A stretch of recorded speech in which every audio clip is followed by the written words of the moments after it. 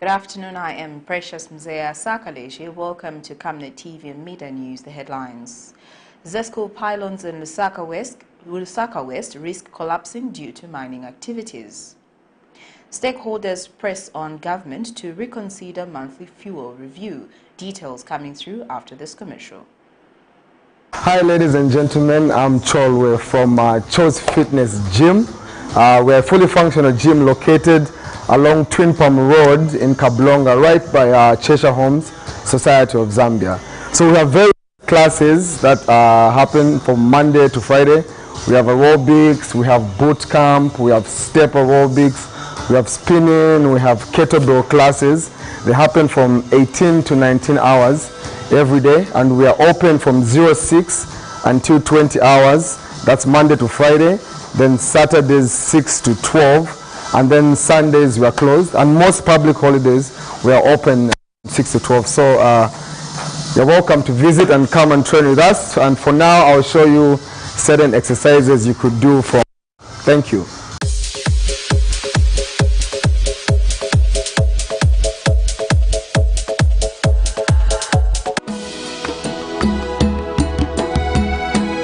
Join Pastor Moses Chiluba as he hosts Professor Munkumba. Because then there was a transformation from the command economy to the free markets, and it was sweeping across the world, and everybody was swept along. And Mr. Smarter. The decisions they make, the time they take to make those decisions affects the economy. This Monday, 14th November 2022, on National Matters, topic of discussion, the role of banks in a developing nation.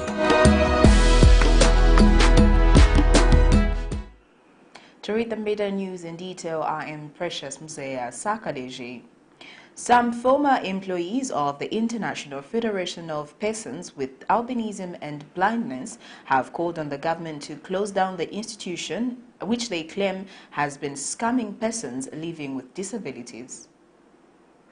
These are some of the former employees of an organization called the International Federation of Persons with Albinism and Blindness, IFPAP, who have continued to call on relevant authorities in the country to deregister the organization, which they claim is a scam and has endangered their lives. The organization had been recruiting persons living with albinism, blindness, and other disability across the country with the intention that they will be assisted with loans to start up businesses. Those recruited were also made to pay a certain membership fee to the organization if they wanted to benefit from its services.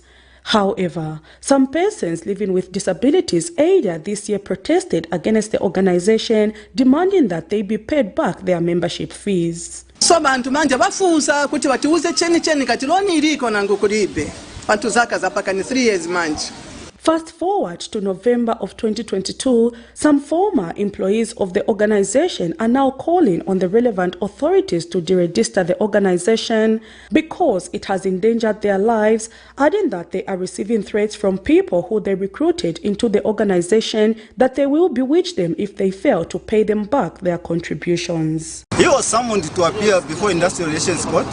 He never appeared. He had to send the representative who happens to be the human resource manager.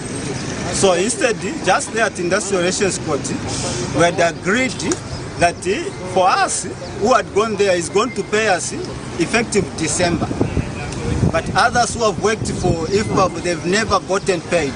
And as I'm talking, many coordinators, their lives have been put in danger in such a way that others have been locked up in cells for being accused of them siphoning money from people when they were remitting to the organization. So we can call all the coordinators and it's not fair because disabled people, all they are complaining about the same person. So Zambia agents for persons with disabilities konana na uyu muntu ngatishinga teki amwimiki na organization yake apela kuipasa abantu amene wangaipeleke pasokolo pakuti iyi organization iliko chikwa chakuti disabled angatani zitwe mponzo anachitabu inokufaka kuna ma age and also even people who are civil servants.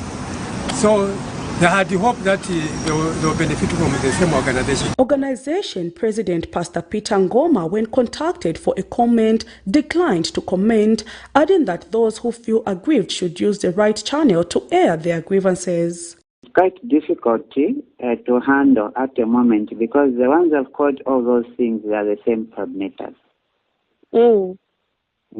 So I cannot answer anything at the moment. I think they are making the situation more worse and worse as themselves, the coordinators, because they're not coordinating with us. For now, these former employees say they are now running for their lives without being certain for how long they will continue to live in fear. Prudence Chota, reporting for Camnet TV News. A named stone quarrying company has been mining stones under the ZESCO pylons in Lusaka West along Mumba Road, thereby leaving the pylons in danger of collapsing. And some residents in the area have called for the mining activities to be stopped for fear that the pylons will collapse if the activity continues, which they say is posing a danger to their lives and further leads to electricity blackouts. Environmental degradation has been a source of worry in Zambia for stakeholders, as activities such as mining and stone quarrying have been taking place on questionable areas. This is the case of this part of Lusaka West under Chilanga constituency, where trenches have allegedly been created by a stone quarrying company identified as Yap Stone Quarrying Limited, less than 20 meters from ZESCO pylons, further creating a danger of them falling. Residents of this area say this is a hazard, as the pylons may soon collapse if the status quo continues, which could also result in an electricity blackout around that area. It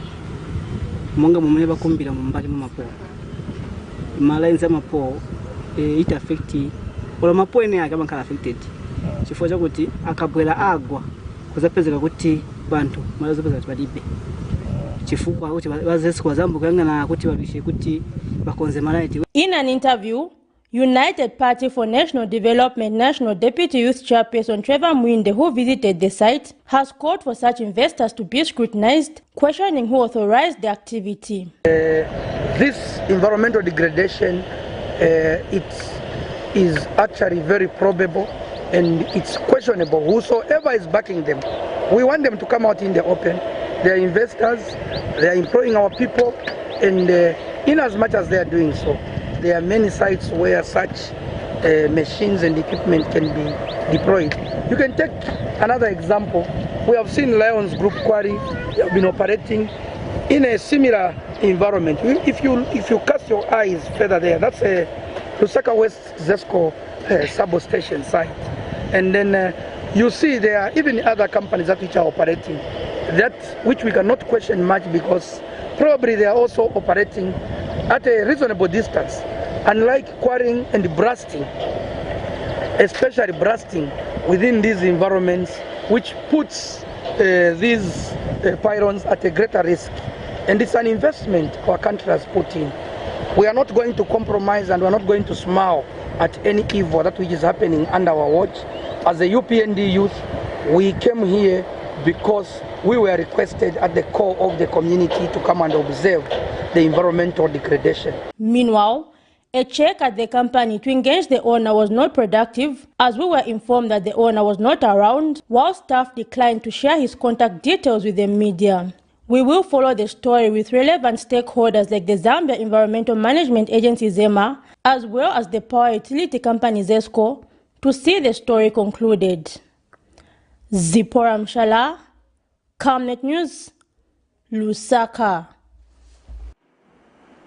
Energy expert Dr. Johnston Chikwanda has alleged that the monthly fuel price review has been negatively affecting oil marketing companies, considering the small window in which the companies are forced to sell the commodity.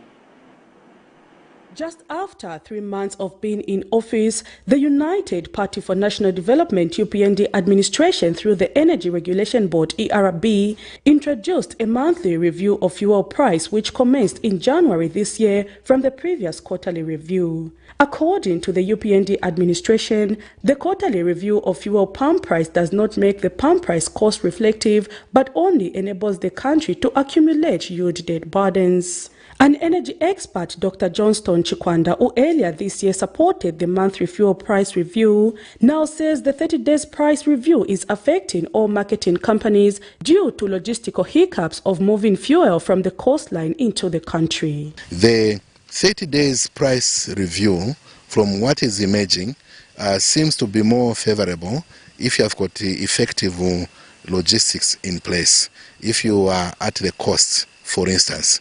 So much that when you announce the 30 days, that window period, you've got enough time to be able to sell.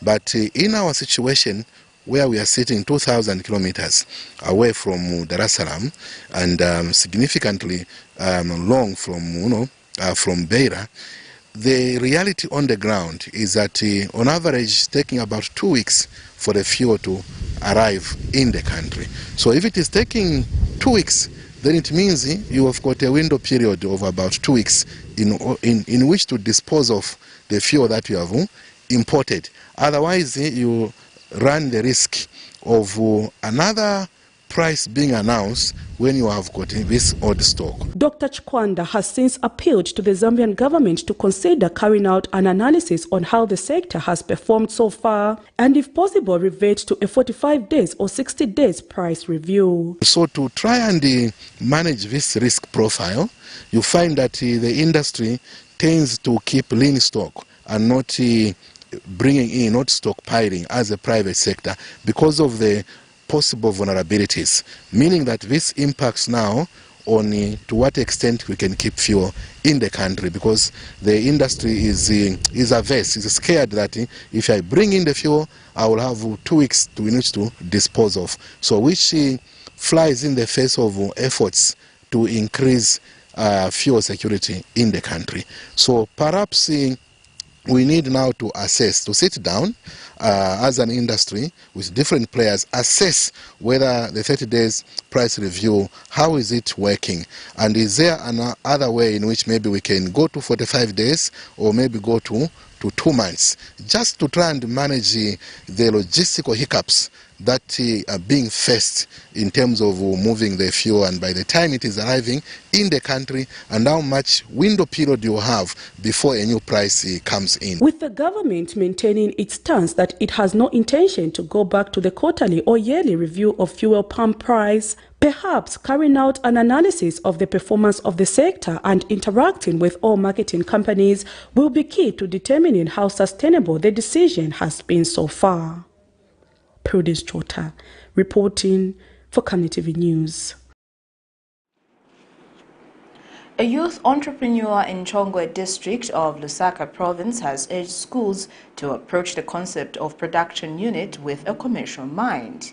Akibu Saidi, 29, notes that the concept has the potential to generate the income that schools need to be self-sustaining and even embark on other projects. Public schools in Zambia have been known to be a sorry sight, often dealing with a lack of infrastructure such as desks and stationery like textbooks, with many of the school buildings being dilapidated. The situation has been compromising the quality of education, with most public schools lagging in many areas compared to private schools. A successful youth entrepreneur of Chongwe district, Akibu Saidi, notes that production units create an opportunity for schools to generate wealth, which is able to sustain them and help them save extra funds for other projects. He has cited an example of his enterprise, which has been growing over the years and is now growing diverse agriculture products from pepper, strawberries, tomatoes, as well as engaging in poultry. The youth entrepreneur was speaking to some stakeholders from the education sector who visited his farm to learn how they can commercialize production units for their schools. So a number of farmers will be those with energy at a very youthful age. From school, they will go into their businesses, they will run their businesses, farming businesses. Why? It's because you have impacted the theoretical lessons and they have appreciated the practicability of it. It doesn't have age, it just takes your passion. It doesn't matter, you're a lady, you're female or male, old or young, it takes your passion. And you can do it. From the most locally available resources, you start from the scratch and it gives you something. Those who visited his farm have emphasized the need for all schools to take a similar approach if to generate their own funds and expand their activities. Because most of the things, the challenges that we might have can be how to produce quality crops, how to produce quality goods, and that is one thing that we want to learn. How we're going to make sure that we satisfy the market to their expectation. How do we penetrate the market? What do they need? In what quantities? At what time? Those are the things that we have come to learn here, so that as we learn, we put our heads together so that we also share with our friends also in our district to say, under production unit, this can be achieved. It's not something that is just a rhetoric story, but it can be achieved and it can be done. How do you commercialize the school production unit, or ask how to commercialize the school production unit? And the second one, to enhance the working culture, our working culture. How do you do it? How many workers do you have here? And how do you do it? How do you operate? Apart from agriculture, the youth entrepreneur adds that he has been able to construct a school for his community, urging other youths to take similar steps. Zipporah Mshala, Camnet News, Lusaka. That news item brings us to the end of the Camnet TV Media News. The headlines once again. ZESCO pylons in Lusaka West risk collapsing due to mining activities. Stakeholders press on government to reconsider monthly fuel review. Thank you for watching. I am Precious Mzeya Sakaleji. Pleasant viewing. Good afternoon.